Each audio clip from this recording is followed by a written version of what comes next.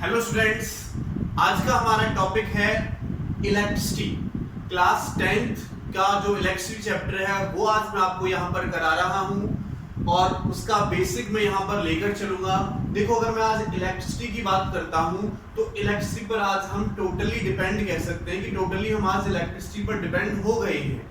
हमें जो भी आज चाहिए वो लगभग इलेक्ट्रिसिटी से चलता है। फैन हमारा इलेक्ट्रिसिटी से चलता है, फ्रिज हमारा इलेक्ट्रिसिटी से चलता है, एसी हमारा इलेक्ट्रिसिटी से चलता है। तो लगभग सारी चीजें इलेक्ट्रिसिटी पर डिपेंड हो गई हैं आज की डेट में। तो इस कॉन्सेप्ट को, इलेक्ट्रिसिटी के कॉन्सेप्ट को हम यहाँ पर समझेंगे और इस कॉन्सेप्ट को समझने से पहले हमें आज इलेक्ट्रिसिटी किसकी वजह से फ्लो होती है तो उसका बेसिक कॉन्सेप्ट यहाँ पर समझना होगा। तो उसका बेसिक कॉन्सेप्ट मैं यहाँ पर आज आपको समझाऊंगा इसके पहले लेक्चर में। तो हमारा जो फर्स्ट पार्ट है इलेक्ट्रिक चार्ज की वजह से हमारी इलेक्ट्रिसिटी फ्लो होती है, तो इसके बारे में आज मैं यहाँ पर डिस्कस करूंगा।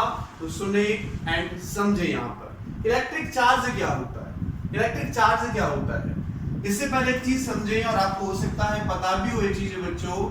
अगर मैं एक एटम की बात करता हूं, ये मेरे पास एक एटम है, एज्यूम कर लेते हैं, और एटम के अंदर न्यूक्लियस होता है। न्यूक्लियस में पॉजिटिव चार्ज होता है और जो नेगेटिव चार्ज होता है in the form of electron वो इसके अराउंड मूव करता है ना। लेकिन हम ये कह सकते हैं कि इसमें एक एटम में जो टोटल पॉजिटिव चार्ज है वो इक्वल होता है टोटल नेगेटिव चार्ज के। टोटल पॉजिटिव चार्ज हमारा टोटल नेगेटिव चार्ज के इक्वल होता है। ये हम पढ़ चुके हैं, नहीं आपने पढ़ा है तो यहां से आप समझ सकते हैं कि ये हमारा कॉन्सेप्ट होता है एक एटम के अंदर। एटम बेसिकली क्या होता है बच्चों, इलेक्ट्रिकली न्यूट्रल होता है। क्या होता है, इलेक्ट्रिकली न्यूट्रल, यानी total positive charge is equal to total negative charge होता है। तो टोटल मिला के मेरे पास जो एटम हुआ वो क्या हो जाता है, इलेक्ट्रिकली न्यूट्रल हो जाता है। ओके, अच्छा, इसका चार्ज से क्या रिलेशन है वो मैं आपको समझाता हूं। देखो, कोई भी हमारा मटेरियल है वो किसी चीज से मिलकर बना हुआ है, इलेक्ट्रॉन से मिलकर बना हुआ है, एटम से मिलकर बना हुआ है। लेकिन एटम हमारा हर एक मटेरियल के अंदर होता है। अच्छा, इलेक्ट्रिसिटी यानी चार्ज को फील करने के लिए मैं आपसे क्वेश्चन करता हूं, आपने कभी फील किया है कि अगर मैंने कॉम्ब लिया, ठीक है, और कॉम्ब को ऐसे ड्राई हेयर्स में रब करता हूं और जैसे ही ग्राउंड के नियर लेके जाता हूं, अर्थ के नियर लेके जाता हूं, तो छोटे से मिट्टी के वेपर्स या कागज के वेपर्स जो होते हैं वो उस पर चिपक जाते हैं। What is the reason behind that? ऐसा क्या हुआ, क्यों हुआ? तो आज मैं इसके बारे में डिस्कस करूंगा कि किसकी वजह से वो हमारे ऐसे चिपक जाते हैं। ठीक है, तो बच्चों मैंने लाइक किया कि ये हमारे पास एक ड्राई कॉम्ब है। ठीक है, कॉम्ब आप सब जानते हैं, तो अपनी तरफ से बना लेते हैं। कॉम्ब कुछ इस टाइप का है। ओके बच्चों, और ये हम लेट कर लेते हैं कि कोई पर्सन है,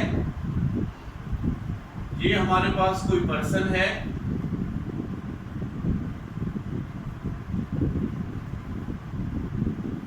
और इस पर्सन के ये हेयर्स हैं।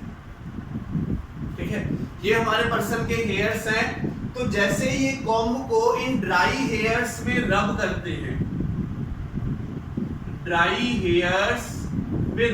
हैं, तो कॉम्ब पर एक चार्ज आ जाता है। मैं लेट कर लेता हूं कि कॉम्ब पर नेगेटिव चार्ज आता है और उसके हेयर्स पर पॉजिटिव चार्ज आ जाता है। ठीक है, तो ऐसा क्यों हुआ कि इस पर नेगेटिव चार्ज आ गया और इस पर पॉजिटिव चार्ज हो गया? तो देखो, बेसिकली अगर मैं बात करता हूं, ये भी एटम है, ये भी एटम है। अगर एक एटम में से नेगेटिव चार्ज आएगा तो यहां पर क्या बचेगा, प्लस का। यानी हम ये कह सकते हैं कि हेयर्स में से एक इलेक्ट्रॉन यहां पर आ गया तो यहां पॉजिटिव बचा, दूसरा आएगा तो एक नेगेटिव यहां जाएगा, यहां पर दूसरा पॉजिटिव हो जाएगा। यानी बेसिकली क्या हुआ कि ड्राई हेयर्स में से जो इलेक्ट्रॉन है वो ट्रांसफर होके कॉम्ब पर आ गया। तो जहां पर इलेक्ट्रॉन जाएगा वहां पर नेगेटिव चार्ज, और जहां पर हमारा इलेक्ट्रॉन का लूज होगा वहां पर पॉजिटिव चार्ज होगा। जहां पर इलेक्ट्रॉन जाएगा वहां पर नेगेटिव चार्ज, जहां से इलेक्ट्रॉन जाएगा वहां पर पॉजिटिव चार्ज। तो बेसिकली जो चार्ज आता है वो ट्रांसफरिंग ऑफ इलेक्ट्रॉन से आता है। चार्ज किसकी वजह से आता है? Transferring of electron. एक बॉडी से दूसरी बॉडी में हमारा जो इलेक्ट्रॉन है वो ट्रांसफर हो जाता है। ट्रांसफर का रीजन क्या है इसके बारे में डिस्कस करते हैं। देखो अगर मैंने ये हैंड लिया और ये हैंड लिया, मैं इनको ऐसे रब करता हूं तो हीट जनरेट होती है। उस हीट जनरेट से ऐसे मैंने कॉम्ब लिया, ड्राई हेयर्स में रब किया तो क्या हुआ? हीट जनरेट होगी। हीट जनरेट होने से जो आउटर मोस्ट इलेक्ट्रॉन है उनको एनर्जी मिलती है और एनर्जी मिलते ही ये अब यहाँ से निकल जाते हैं और दूसरी बॉडी पर चले जाते हैं। यहाँ से निकल जाते हैं और दूसरी बॉडी पर चले जाते हैं। अच्छा, एक पॉइंट मैं आपको यहाँ पर बताना चाहूंगा। जनरल सी बात ये रहती है बच्चों के दिमाग में कि सर इसी पर नेगेटिव चार्ज क्यों आया और इस पर पॉजिटिव चार्ज क्यों आया, उल्टा क्यों नहीं हो गया? तो इसके बारे में आपको बता दूं। देखो, जो दो बॉडी है, यहाँ पर कॉम्ब मैंने लिया और यहाँ पर ड्राई हेयर्स मैंने लिया, जिसके इलेक्ट्रॉन के पास एनर्जी कम होगी वो जल्दी लूज कर देगा इलेक्ट्रॉन। ठीक है, तो यहां पर हमने लाइक किया कि जो ड्राई हेयर्स हैं उन पर इलेक्ट्रॉन जो होते हैं वो लूजली बाउंड होते हैं, इसलिए थोड़ी सी एनर्जी निकलते ये यहां से निकल जाते हैं। थोड़ी सी एनर्जी मिलते क्या होता है? यहां से ये निकल जाते हैं। ऐसे और भी हम ले सकते हैं।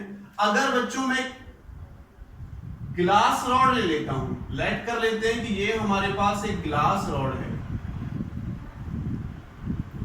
और ये हमारे पास एक सिल्क क्लॉथ है, सिल्क क्लॉथ। तो इस पर बच्चों मेरे पास पॉजिटिव चार्ज आ जाता है और इस पर मेरे पास नेगेटिव चार्ज आ जाता है। तो इस केस में क्या है? इस केस में क्या है बच्चों? इसके इलेक्ट्रॉन लूजली बाउंड थे, इस पर ट्रांसफर हो गए। लूजली बाउंड का मतलब कि उनको कम एनर्जी चाहिए थी निकलने के लिए। जिसको कम एनर्जी चाहिए निकलने के लिए वो जल्दी निकल जाएगा, जिसको ज्यादा एनर्जी चाहिए कि वो देर में निकलेगा। या फिर ये कह सकते हैं कि जब एक इलेक्ट्रॉन निकल गया इसका, यहां चला गया, तो उसके इलेक्ट्रॉन निकलना जरूरी नहीं है। लेकिन अगर इसको और मैं इसको रब करूं तो हो सकता है कि इस पर पॉजिटिव चार्ज आ जाए या इस पर पॉजिटिव चार्ज आ जाए। चार्ज जो डेवलप होता है किसी पर पॉजिटिव या नेगेटिव, उन दो ऑब्जेक्ट जो हमने लिए उनके इलेक्ट्रॉन के ट्रांसफर की वजह से होता है। जिसके लूजली बाउंड होंगे इलेक्ट्रॉन को जल्दी ट्रांसफर कर देगा और जिसके टाइटली बाउंड होंगे वो इलेक्ट्रॉन ट्रांसफर नहीं करेगा। तो यहाँ पर लूजली बाउंड इलेक्ट्रॉन हुए ग्लास रॉड के, इस पर चले गए। यहाँ पर ड्राई हेयर्स के हुए, इस पर आ गए। क्लियर? तो लूजली बाउंड इलेक्ट्रॉन वाला जल्दी इलेक्ट्रॉन हमारा लूज कर देता है। तो ये हमने यहाँ पर देखा। अब देखो, इलेक्ट्रॉन ट्रांसफर हुआ, इस पर नेगेटिव और इस पर कैसा चार्ज आया हमारे पास? पॉजिटिव। तो ये बात समझ में आई होगी कि यहाँ पर नेगेटिव क्यों आता है और यहाँ पर पॉजिटिव चार्ज हमारा क्यों आता है। ग्लास पर पॉजिटिव क्यों आता है, इस पर हमारा नेगेटिव क्यों आता है? तो बेसिकली हम कहेंगे कि ट्रांसफर ऑफ इलेक्ट्रॉन की वजह से किसी बॉडी पर पॉजिटिव और नेगेटिव चार्ज आता है। चलो अब आगे डिस्कस करते हैं। अगर मैं इलेक्ट्रिक चार्ज की डेफिनेशन की बात करता हूं, इलेक्ट्रिक चार्ज की डेफिनेशन की बात करता हूं, तो देखो ये एक बॉडी है, ड्राई हेयर्स की, ये कॉम्ब में एक बॉडी है। एक बॉडी पर इलेक्ट्रॉन ट्रांसफर हो गए, इस पर पॉजिटिव हुआ, एक नेगेटिव हुआ यहाँ पर। ठीक है, तो इलेक्ट्रिक चार्ज बेसिकली क्या है ये आपने देखो पढ़ा होगा, नहीं पढ़ा है तो मैं आपको पढ़ा देता हूं। इलेक्ट्रिक चार्ज के बारे में चलो डिस्कस करते हुए मैं पढ़ाता हूं बच्चों। इलेक्ट्रिक चार्ज हमने देखा दो टाइप का होता है। एक होता है हमारे पास पॉजिटिव चार्ज और एक होता है बच्चों हमारे पास नेगेटिव चार्ज। दो ही चार्ज हमने यहां पर पढ़े, एक पॉजिटिव चार्ज एंड एक नेगेटिव चार्ज।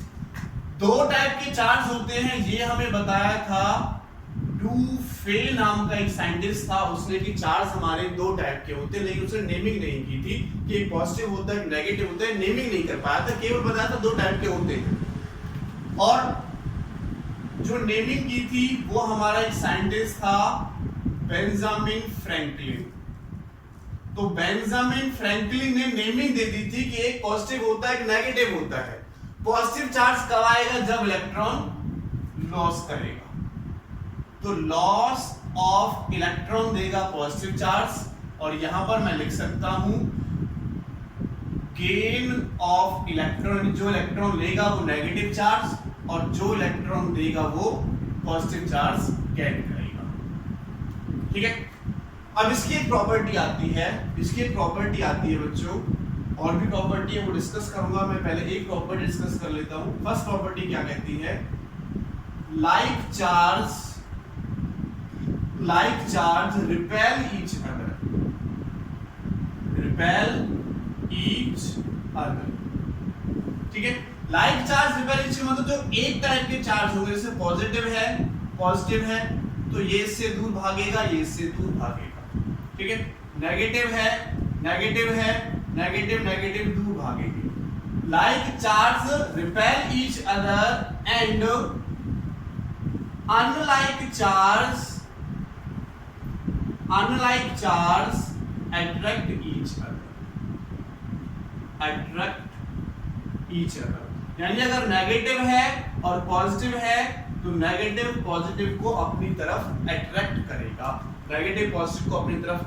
करेगा, पॉजिटिव रिपेल करेगा, नेगेटिव रिपेल करेगा, ठीक है। तो इस पर नेगेटिव चार्ज आया था, इस पर पॉजिटिव चार्ज हमारा आया। मैंने आपको बताया ट्रांसफरिंग ऑफ इलेक्ट्रॉन की वजह से हमारा नेगेटिव और पॉजिटिव चार्ज जनरेट होता है। चार्ज हमारे दो टाइप के होते हैं, positive charge and negative charge. Loss of electron होगा तो positive charge and gain of electron होगा तो क्या होगा, नेगेटिव चार्ज आएगा। इलेक्ट्रिक चार्ज की डेफिनेशन मैं आपको यहाँ पर समझा रहा था, तो क्या बनेगी देखो, किसी बॉडी पर चार्ज आया, रब करने से आया, फ्रिक्शन की वजह से आया, चार्ज आया, ठीक है। तो जैसे इसके पास चार्ज आएगा तो इसके पास एक प्रॉपर्टी हो जाएगी, अगर पॉजिटिव चार्ज इसकी विसिनिटी में, इसके स्पेस में अगर मैं कोई पॉजिटिव चार्ज लेके आता हूं तो अट्रैक्ट करेगा, और अगर नेगेटिव चार्ज इसकी विसिनिटी में लेके आता हूं तो रिपेल करेगा। तो ये कह सकते हैं it is the property of a body by which it attract और repel another body. Electric charge की डेफिनेशन मैं यहां पर आपको बता रहा हूं, क्या हो सकती है, it is the property of a body by which it attract और repel the another body। अगर ये पॉजिटिव है, इसकी विसिनिटी में मैं पॉजिटिव लेके आता हूं तो अट्रैक्ट करेगा, नेगेटिव लेके आता हूं तो रिपेल करेगा, क्योंकि ये प्रॉपर्टी हमारी इसकी ये कहती है। जो साइंटिस्टों ने फील किया, जो हमें बताया, वो मैंने आपको यहाँ पर समझाया। तो ये बात आपको क्लियर हो गई होगी, समझ में आ गया होगा, यस और नो? कहेंगे सर समझ में आ गया, मान लेता हूं आपको समझ में आ गया। समझ में नहीं आया तो एक बार और आप इसको रिपीट करके देखोगे, क्लियर हो जाएगा। चलो आगे बढ़ते हैं बच्चों, आगे बढ़ते हैं। मैं यहां पर एक छोटा सा टॉपिक और लिखता हूं, cause of electric charge. Cause of electric charge, electric charge का कारण क्या है, किसकी वजह से आता है, ठीक है। तो एक तो मैंने आपको बताया फर्स्ट प्रॉपर्टी है, किसी ऑब्जेक्ट पर चार्ज आएगा तो वो फ्रिक्शन की वजह से आएगा। फ्रिक्शन, फर्स्ट प्रॉपर्टी फ्रिक्शन हमारी कहती है, जैसे हमने ग्लास रॉड को सिल्क क्लॉथ के साथ रब किया, या फिर हमने कॉम्ब लिया और उसको ड्राई हेयर्स में रब किया तो फ्रिक्शन होगा। फ्रिक्शन की वजह से चार्ज डेवलप हो जाएगा, पॉजिटिव और नेगेटिव। या हम इस टॉपिक का नाम ये भी कह सकते हैं चार्जिंग ए बॉडी, ठीक है। किसी बॉडी को किस टाइप से हम चार्ज कर सकते हैं, तीन तरीके हैं। फ्रिक्शन हमारा हो गया। नेक्स्ट हमारे पास आता है चार्जिंग बाय कंडक्शन। नेक्स्ट आता है बच्चों चार्जिंग बाय कंडक्शन। किसी बॉडी को हम कंडक्शन से चार्ज कर सकते हैं। कंडक्शन का मतलब क्या होता है, actual contact between two body. Actual contact, या बाई लिख देता हूं मैं, by actual contact between two bodies. देखो अगर बच्चों मैंने लेट किया कि ये एक ग्लास रॉड है बच्चों, और ये मेरे पास एक मेटेलिक स्फीयर ले लेता हूं, मेटेलिक स्फीयर, ठीक है। अगर ये अलग अलग रखे हुए हैं, इस पर पॉजिटिव चार्ज है, ठीक है, तो कॉन्सेप्ट इससे नेक्स्ट वाला है। अगर मैं मान लेता हूं ग्लास रॉड पर मेरा पॉजिटिव चार्ज है बच्चों, और मैंने इसको टच कर दिया इसके साथ, ये मेटेलिक बॉल है, इंसुलेटिंग बॉल भी हो सकती है, इसके ऊपर मैंने टच किया तो क्या होगा, ये पॉजिटिव चार्ज इसमें ट्रांसफर हो जाएगा, ठीक है। कुछ चार्ज इसमें से इसमें ट्रांसफर हो गया, तो इस ग्लास रॉड की वजह से मैंने इस मेटेलिक बॉल को क्या किया, चार्ज किया। इस ग्लास रॉड की वजह से मैंने इस मेटेलिक बॉल को चार्ज किया। मेटेलिक स्फीयर कह सकता हूं, बॉल कह सकता हूं, इसको मैंने क्या किया, चार्ज किया। तो बॉडी को मैंने कंडक्शन फिनोमिना होता है, अगर एक्चुअल में कांटेक्ट कर दिया तो चार्ज ट्रांसफर होगा, इस पर चार्ज आ जाएगा, पहले इस पर कोई चार्ज नहीं था, जैसे टच किया इस पर चार्ज आ गया, तो उस फिनोमिना को बोलते हैं हम charging by conduction. Third property हमारे पास आती है बच्चों charging by induction. Charging by induction. Induction क्या होता है? अगर बच्चों ये मेरे पास ग्लास रॉड है और ये मेरे पास एक मेटेलिक स्फीयर है, इस ग्लास रॉड पर पॉजिटिव चार्ज है, समझना इस कॉन्सेप्ट को, इस ग्लास रॉड पर पॉजिटिव चार्ज है, ये से टच भी नहीं हो रहा और ऑटोमेटिकली बाय कंडक्शन जितना इस पर पॉजिटिव चार्ज होता है, मान लेते हैं 4 पॉजिटिव, तो यहां पर बच्चों 4 नेगेटिव हो जाएगा और इसके दूसरी तरफ यहां पर 4 पॉजिटिव आ जाएंगे, यानी जो इसमें नेगेटिव चार्ज होगा वो अट्रैक्ट होकर इसकी तरफ आ जाएगा और पॉजिटिव चार्ज दूसरी तरफ पहुंच जाएगा। तो इस फिनोमिना को बोलते हैं चार्जिंग बाय इंडक्शन।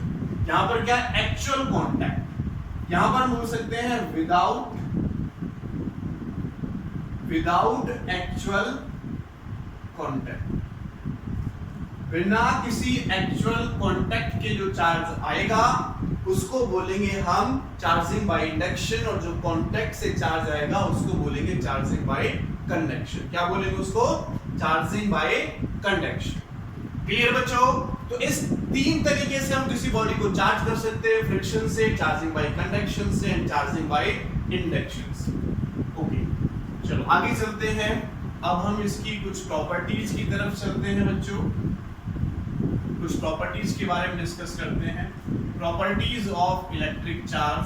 तो एक प्रॉपर्टी अभी मैंने आपको बताई, like charge repel each other and unlike charge attract each other. अब मैं इसकी नेक्स्ट प्रॉपर्टी की बात कर लेता हूं, प्रॉपर्टी ऑफ इलेक्ट्रिक चार्ज। एक प्रॉपर्टी बताई, like charge repel each other, unlike charge attract each other. Second property की तरफ चलते हैं, charge is additive. Charge is additive.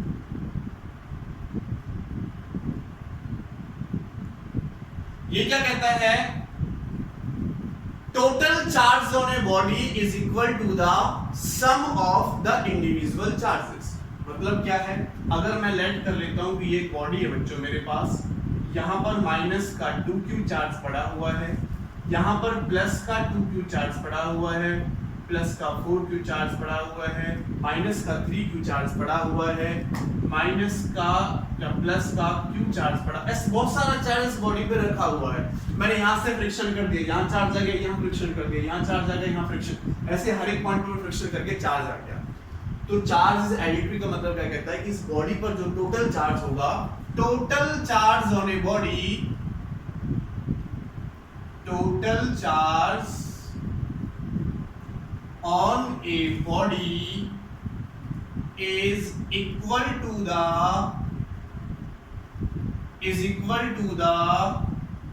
sum of individual charge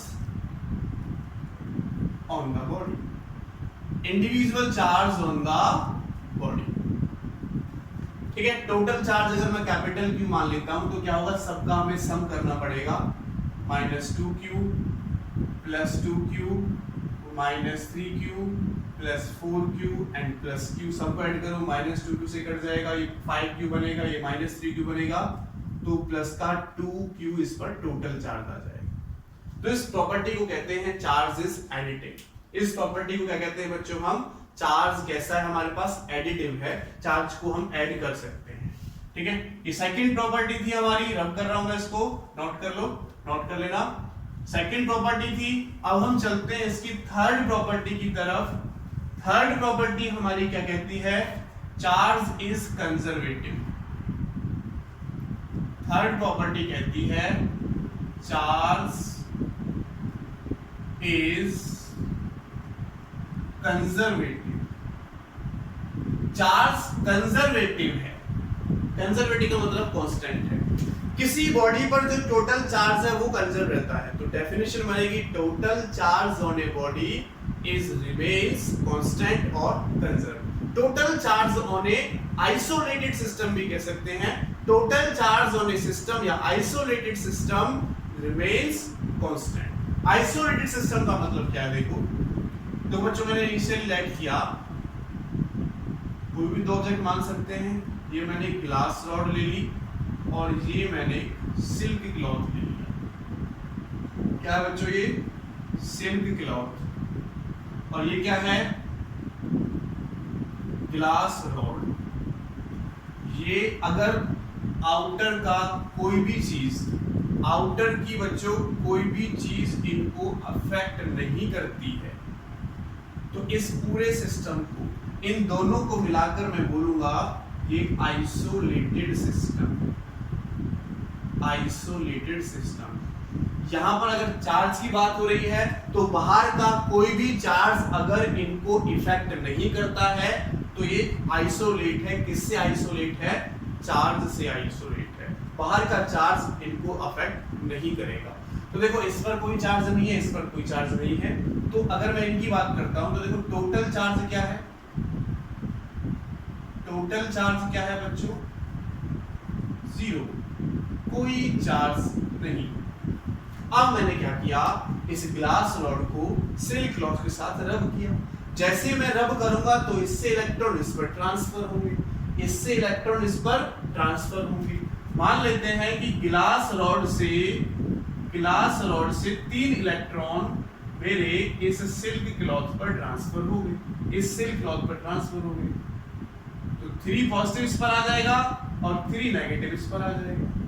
लेकिन बच्चों अगर मैं टोटल चार्ज अभी भी देखूं तो टोटल चार्ज कितना है? अभी भी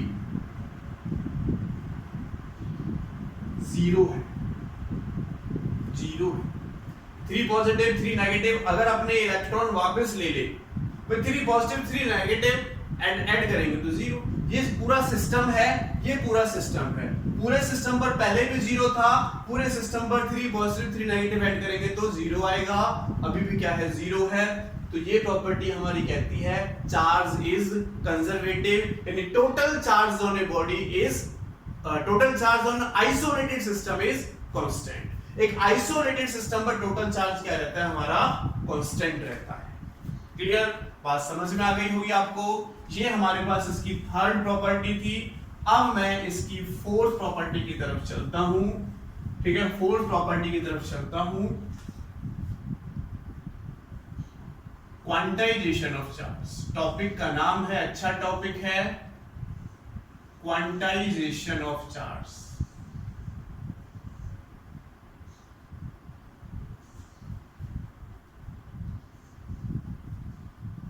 क्वांटाइजेशन ऑफ चार्ज क्या कहता है?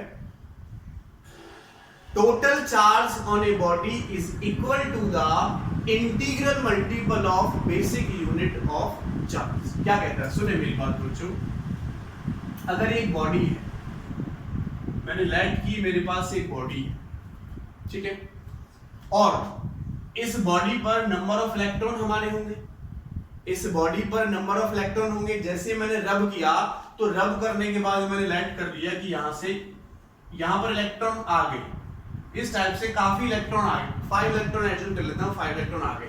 तो इस बॉडी पर जो टोटल चार्ज होगा वो plus minus number of electron के बराबर होगा। डेफिनेशन की बात कर लेते हैं पहले। Total charge on a body is equal to the integral multiple of n, जो है इंटीग्रल मल्टीपल वैल्यू है, यानी 1 2 3 4 अप टू सो ऑन। इस फॉर्म में हो सकती है, इंटीग्रल फॉर्म में 1 2 3 4। वैसा नहीं कि आधा हो जाए, 1.5 हो जाए, 3.25 हो जाए, ऐसा नहीं होगा, पॉइंट में नहीं आएगा। 1 2 3 4 5 6 ऐसा ही हमारा इलेक्ट्रॉन ट्रांसफर होगा। ऐसा नहीं आधा इलेक्ट्रॉन ट्रांसफर हो जाए, नहीं, एक ट्रांसफर होगा, 2 होंगे, 3 होंगे, 4 होंगे, आधा नहीं जा सकता। तो इसलिए बोला इसको integral multiple of basic unit of charge. Basic unit of charge क्या होती है इसको समझा देते हैं आपको। बेसिक यूनिट ऑफ चार्ज, या ये कह सकते हैं सबसे छोटा जो चार्ज होता है वो होता है चार्ज ऑन एन इलेक्ट्रॉन और proton. Charge on an electron और प्रोटॉन। कितना चार्ज होता है? अगर मैं चार्ज ऑन इलेक्ट्रॉन की बात करता हूं, चार्ज ऑन एन इलेक्ट्रॉन, तो बच्चों चार्ज ऑन इलेक्ट्रॉन होता है -1.6 इंटू 10⁻⁻⁻19 कूलम। और अगर मैं चार्ज ऑन प्रोटॉन की बात करता हूं तो प्लस का 1.6 10⁻⁻19 कूलम। ये चार्ज होता है हमारे पास प्रोटॉन पर और ये चार्ज होता है इलेक्ट्रॉन। इलेक्ट्रॉन पर जितना चार्ज नेगेटिव होता है, प्रोटॉन पर वो प्लस का होता है, ठीक है। तो क्या डेफिनेशन है? Total charge on a body is equal to the integral multiple of basic unit of charge. जैसे मैं कहता हूं उस पर देखो 5 इलेक्ट्रॉन दिखाई दे रहे हैं, किसी के साथ रब किया उससे 5 इलेक्ट्रॉन इस पर आ गए, तो अगर मैं इस बॉडी पर टोटल चार्ज निकालता हूं Q, टोटल चार्ज निकालता हूं Q, तो क्या हो जाएगा? इलेक्ट्रॉन आए हैं, इलेक्ट्रॉन पे कैसा चार्ज है? माइनस का, तो माइनस n में कितना देखो n, 5 इलेक्ट्रॉन आए, 1 2 3 4 5, तो 5 लिख देंगे इनटू इलेक्ट्रॉन e की वैल्यू क्या है? 1.6 इंटू 10⁻⁻19 कूलम। इलेक्ट्रॉन है इसलिए माइनस मैंने पहले लगा दिया, तो आप इसकी मल्टीप्लाई कर सकते हो, तो 8 इंटू 10⁻⁻19 कूलम। कूलम क्या होता है? बेसिक यूनिट ऑफ चार्ज, ठीक है। अगर मैं SI यूनिट की बात करता हूं, SI यूनिट ऑफ चार्ज होता है कूलम, शॉर्ट फॉर्म में C लिखते हैं। और अगर मैं CGS यूनिट की बात करता हूं, मीटर होती है SI यूनिट और सेंटीमीटर होती है CGS यूनिट, ठीक है। तो ऐसे ही हमारे पास जिसकी CGS यूनिट होती है वो होती है स्टेट कूलम। और जैसे 1 मीटर 100 सेंटीमीटर के बराबर होता है, ऐसे ही 1 कूलम इज इक्वल टू होता है 3 इंटू 10⁻⁹ स्टेट कूलम, ठीक है, समझ गए होंगे आप। स्टेट कूलम के बराबर होता है, चार्ज की यूनिट होती है हमारे पास coulomb.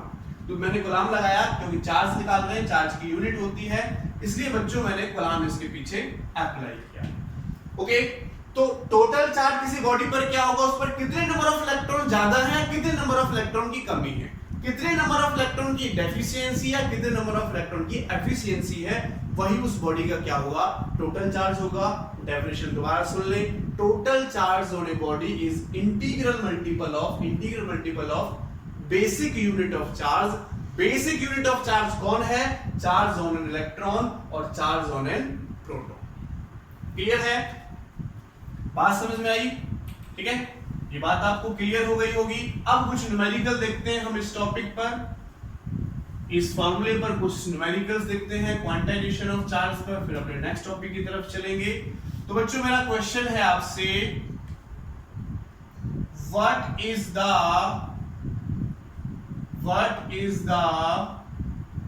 Charge on a body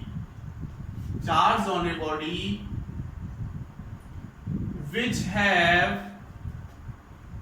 have 10 excess electrons? What is the charge on a body which have 10 excess electron? एक बॉडी पर 10 इलेक्ट्रॉन एक्सेस में है, यानी ज्यादा है, तो उस बॉडी पर कितना चार्ज होगा? उस बॉडी पर कितना चार्ज होगा? तो आप ट्राई करो फटाफट से, मुझे आंसर बताओ, तब तक मैं मार्कर में डाल लेता हूं। आप ट्राई कर सकते हो बच्चों इसको, ठीक है, वीडियो को पॉज करके भी ट्राई कर सकते हो, तब तक मैं मार्कर में इंक डाल लेता हूं बच्चों। पॉज कर लिया होगा, क्या आंसर आया मैच कर सकते हो, अभी मैं यहां पर निकालूंगा तो आप मैच कर सकते हो इसके साथ कि what is the charge on a body which have 10 excess electron. तो देखो मैंने आपको बताया कि Q is equal to plus minus NE का फॉर्मूला लगाएंगे। ज्यादा कौन है? इलेक्ट्रॉन ज्यादा है, तो इसका मतलब बॉडी पर कैसा चार्ज होगा? नेगेटिव। अगर इलेक्ट्रॉन की डेफिशिएंसी तो पॉजिटिव चार्ज, इलेक्ट्रॉन एक्सेस में है तो नेगेटिव चार्ज। तो देखो Q is equal to plus minus, number of electron कितने ज्यादा है?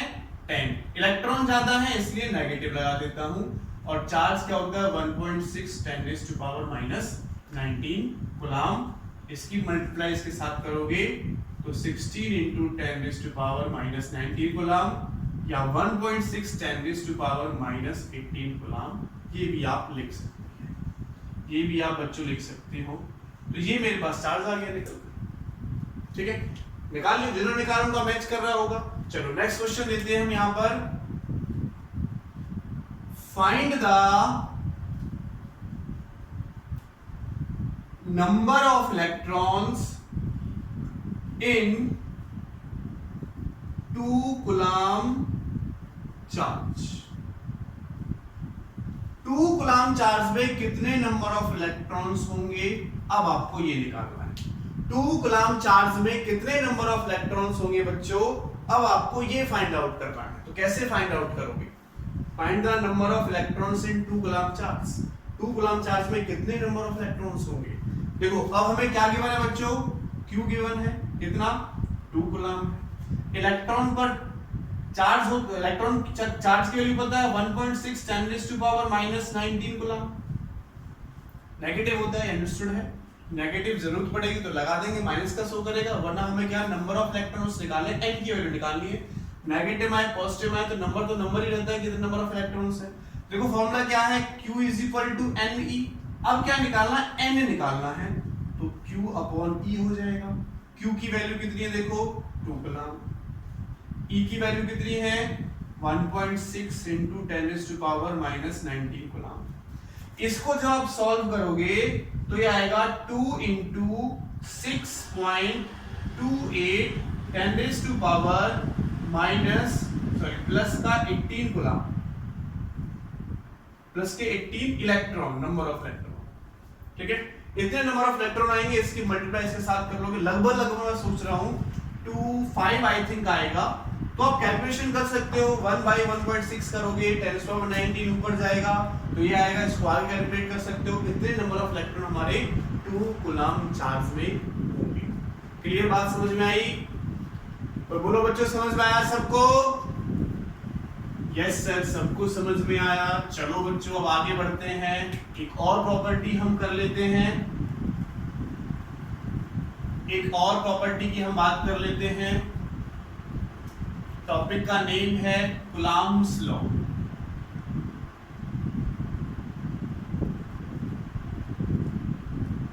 कॉम्पिटिटिव लेवल में कूलम्ब्स लॉ का बहुत इंपॉर्टेंट रोल है। तो कूलम्ब्स लॉ से काफी क्वेश्चन हमारे बनते हैं, एमटीएससी में भी क्वेश्चन बनते हैं, एमएससी का एग्जाम होता है उसमें भी हमारे क्वेश्चन बनते हैं। तो कूलम्ब्स लॉ क्या होता है समझे, एक कॉन्सेप्ट समझे बच्चे। सबसे पहले देखो, मान लेते हैं एक बॉडी पर 30 इलेक्ट्रॉन है और एक बॉडी पर 20 इलेक्ट्रॉन जाता है। इलेक्ट्रॉन है तो नेगेटिव चार्ज इस पर, नेगेटिव चार्ज इस पर, कितने फोर्स से रिपेल तो करेंगे, नेगेटिव नेगेटिव रिपेल करता है, कितने फोर्स से रिपेल करेंगे, ये बताया हमने कूलम्ब ने। डिस्टेंस बढ़ाएंगे तो क्या इफेक्ट होगा, डिस्टेंस कम करेंगे तो क्या इफेक्ट होगा, कितना फोर्स अप्लाई करेंगे। Negative force, negative negative repel करते हैं, किसी पर्टिकुलर फोर्स से रिपेल करते हैं, फोर्स कितना होगा वो हमें निकालना है, वो हमें बताया कूलम्ब ने। क्या बताया इसके बारे में, सुने समझे। लेट करते हैं कि हमारे पास ये 2 चार्ज हैं, ये Q1 चार्ज है और ये Q2 चार्ज है, दोनों हमारे पास पॉइंट चार्ज हैं। कैसे चार्ज है, पॉइंट चार्ज के लिए कूलम्ब्स लॉ एप्लीकेबल होता है। तो पॉइंट चार्ज हम लेकर चल रहे हैं और इन दोनों के बीच की डिस्टेंस है बच्चों r। इन दोनों के बीच की डिस्टेंस कितनी है r। Q1 Q2 2 charge r distance से सेपरेट हैं। तो कूलम्ब ने बोला कि इन दोनों के बीच में जो फोर्स ऑफ इंटरेक्शन लगेगा, इंटरेक्शन का मतलब नेगेटिव नेगेटिव है तो रिपेल करेगा, नेगेटिव पॉजिटिव है तो अट्रैक्ट करेगा, पॉजिटिव पॉजिटिव तो रिपेल करेगा। इंटरेक्शन में अट्रैक्शन और रिपल्सन दोनों आ जाते हैं। तो कहता है कि force of interaction between 2 charges is directly proportional to magnitude of product of their charges and inversely proportional to square of distance between them। दोबारा सुने डेफिनेशन, जो मैं बोल रहा हूं सुन के अपनी कॉपी में भी आप लिख लें। क्या होगा, force is directly proportional to product of, ये डंडे जो मैंने लगाए हैं मैग्नीट्यूड का शो कर रहा है, इसका मतलब कूलम्ब्स लॉ में चाहे नेगेटिव चार्ज हो पॉजिटिव चार्ज हो, हमें पॉजिटिव ही लेना है। फोर्स ऑफ अट्रैक्शन होगा तब जब प्लस माइनस हो, सॉरी प्लस प्लस हो या नेगेटिव नेगेटिव हो, और रिपल्सन कब होगा जब एक नेगेटिव हो, अट्रैक्शन कब होगा सॉरी जब प्लस प्लस सॉरी प्लस और माइनस का हो। तो फोर्स ऑफ इंटरेक्शन में दोनों आ जाते हैं, अट्रैक्शन भी रिपल्सन भी। Force of interaction between two charges, ठीक है, is equal to the product of magnitude of their charges and inversely proportional to the square of distance between them. अगर मैं इन दोनों फैक्टर्स को कंबाइन करता हूं तो मैं लिखता हूं F इज इक्वल टू, या डायरेक्टली प्रोपोर्शनल टू लिख लेते हैं, Q1 Q2 बाय R स्क्वायर। मैग्नीट्यूड को हटाएंगे तो प्लस के Q1 Q2 लेने हमें, ओके। इस प्रोपोर्शनल को हटाने के लिए हम कांस्टेंट लगाते हैं K Q1 Q2 divided by R square, where जो K की वैल्यू है वो होती है 9 into 10⁻⁹। यूनिट निकालूं तो न्यूटन मीटर स्क्वायर एंड पर कूलम्ब स्क्वायर। K की वैल्यू होती है 9 into 10⁻⁹, या दूसरी फॉर्म में मैं K की वैल्यू ये भी मानता हूं 4 pi epsilon not, 4 pi epsilon not. और एप्सिलॉन नॉट की वैल्यू होती है बच्चों इलेक्ट्रिकल परमिटिविटी, इलेक्ट्रिकल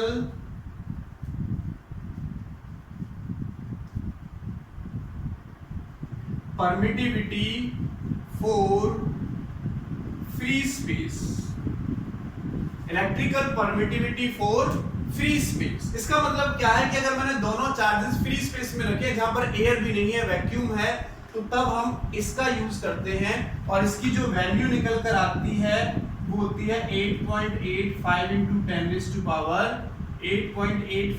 10⁻⁻12 पर न्यूटन पर मीटर कूलम्ब स्क्वायर। इसकी यूनिट हो जाती है, इसकी वैल्यू होती है।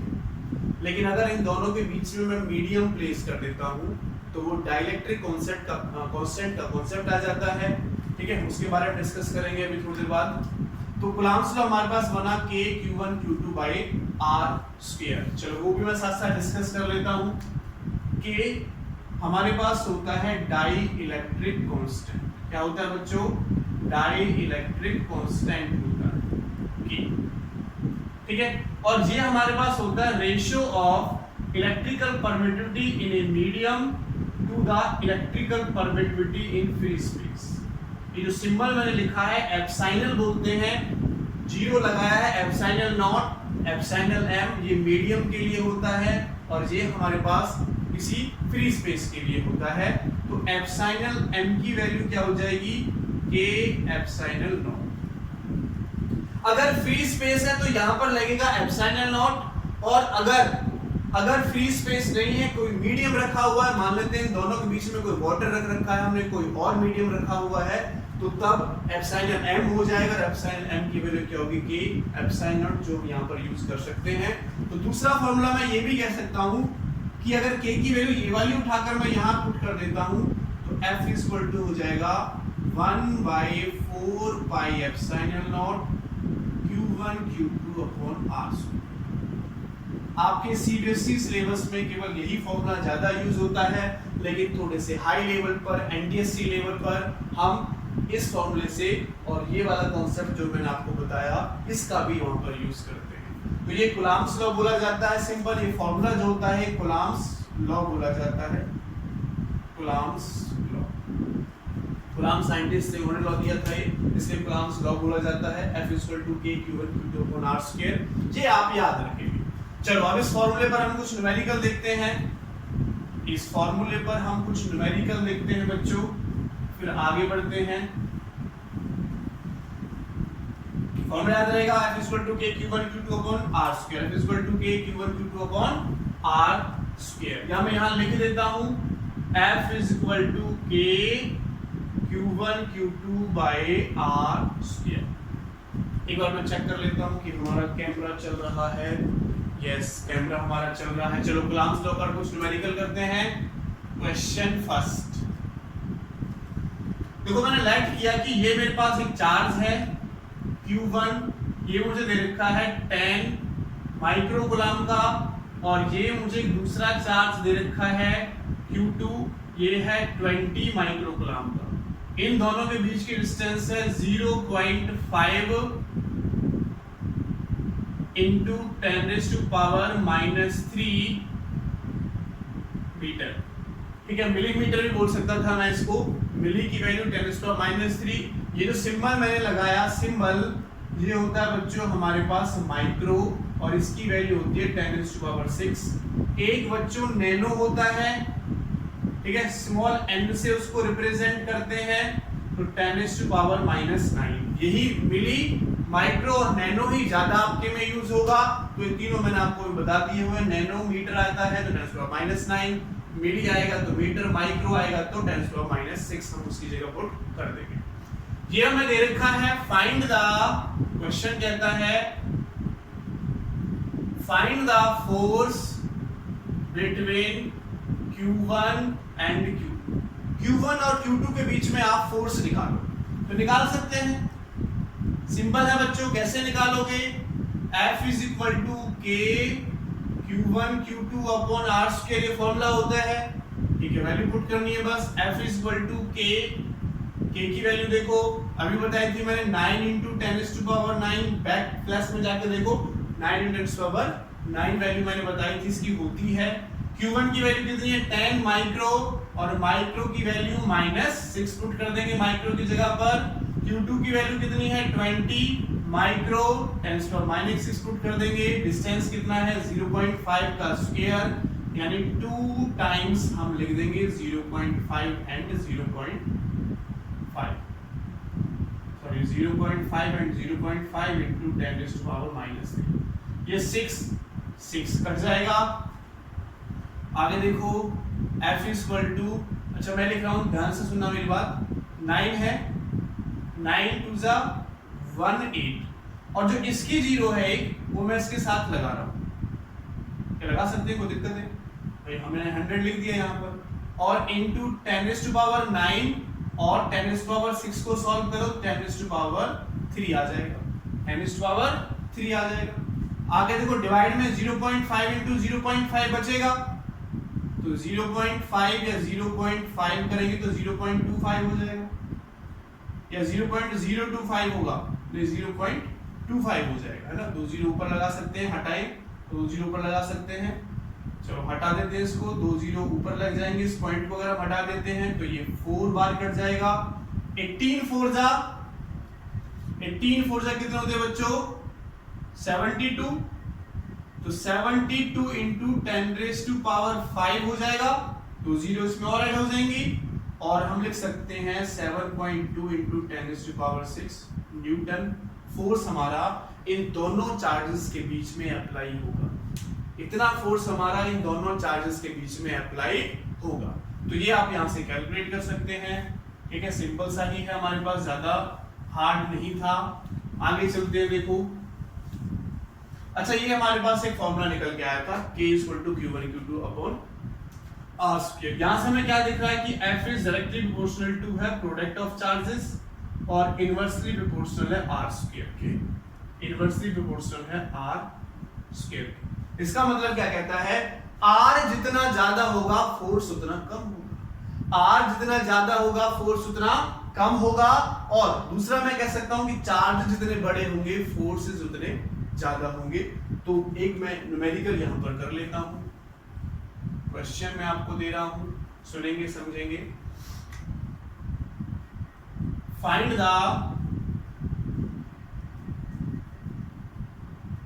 The force between two charges if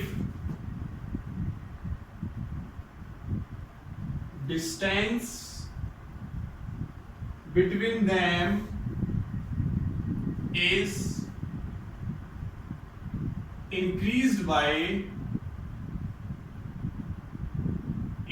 increased to double, 2 कर देता हूं डबल, आंसर आप निकालोगे। क्या कहता है, find the force between two charges if distance between them is increase to double. अगर उसकी डिस्टेंस हम बढ़ा देते हैं तो कितना हमारे पास दो चार्जेस के बीच का फोर्स होगा। देखो अपनी तरफ से लेट कर सकते हैं, 2 चार्ज है हमारे पास, एक ये चार्ज है, ये चार्ज है Q1 एंड Q2, इनके बीच का डिस्टेंस है R। तो देखो फोर्स कितना होगा, K Q1 Q2 और R स्क्वायर होगा force. K Q1 Q2 upon R square होगा हमारे पास फोर्स। अब कहता है डिस्टेंस बढ़ा दो, डिस्टेंस बढ़ा दिया, कितना हो गया 2R। Q1 भी मेरा यही है, Q2 भी मेरा यही है। तो देखो अगर मैं F डैश निकालता हूं तो क्या हो जाएगा K Q1 Q2 divided bye, अब क्या हो जाएगा बच्चों 2R का स्क्वायर हो जाएगा। क्या हो जाएगा 2R का स्क्वायर हो जाएगा। तो क्या लिखा जाएगा K Q1 Q2 upon 4R square. और क्या हो जाएगा देखो F dash is equal to, ये किसके इक्वल है F K Q1 Q2 R square, K Q1 Q2 R square F के बराबर, तो F बाई 4, यानी पहले वाले फोर्स का 1/4 टाइम आ जाएगा अगर मैं R को कितना इंक्रीज कर दूं, डबल इंक्रीज कर दूं। ट्रिपल करूंगा तो F/9, 4 टाइम करूंगा तो F/16। इस टाइप से हमारा ये चार्ज बढ़ता रहेगा, इस टाइप से हमारा ये चार्ज बढ़ता रहेगा। तो ऐसे काफी न्यूमेरिकल्स इस पर आप कर सकते हैं, काफी न्यूमेरिकल हमारे इस पर बन सकते हैं। ठीक है, आपकी बुक में होंगे, ट्राई करेंगे, सॉल्व करेंगे। मिलते हैं फिर नेक्स्ट लेक्चर में। Okay, thank you so much.